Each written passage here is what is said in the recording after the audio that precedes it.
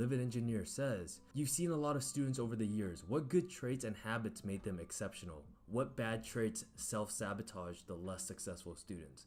This is a great question. I really don't want to insult anybody, but two good ones off the top of my head: Andy Candy, because he's right here, and Dojang. Those two guys are great. And then we had someone else who was basically identical to them in many ways. His name was Crypt Keeper. Do you guys remember that guy? Where they were obsessed with the markets. They couldn't get away from it, actually. And they were passionate about learning, and they wanted to make money, and they wanted to improve, and they wanted to understand why they were getting fucked or not fucked, etc., right?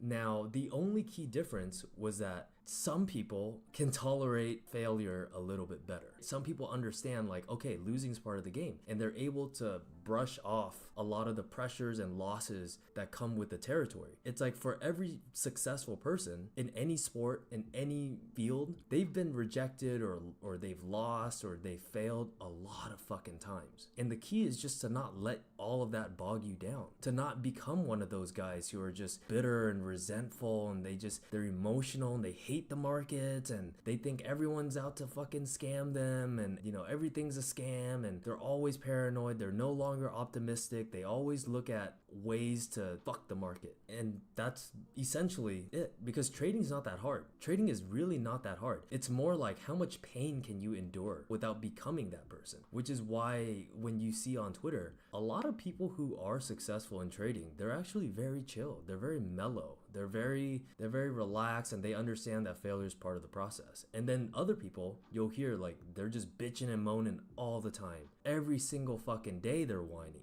Every post from them is like something hateful and bearish and awful, right? Everything. So that's one of the biggest traits, is being able to handle the pressures of trading. If you can't handle the pressure, you're not going to be able to stay long enough to learn.